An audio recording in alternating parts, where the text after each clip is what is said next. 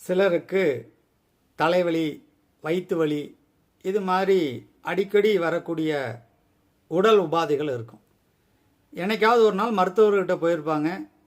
அவங்க பரிசோதித்து தந்த வெள்ளைகளையே நாளும் விழுங்கி கொண்டு வந்திருப்பாங்க. அது சரியா தவறா என்பதை உங்கள் மருத்துவரிடத்தில் கேளுங்க. இந்த மருந்தை எத்தனை நாள் நாம் எடுத்துக்கணும், எப்போ பொழுதெல்லாம் பயன்படுத்த வேண்டும், அதை தெளிவாக கேட்டுக்கலாம்.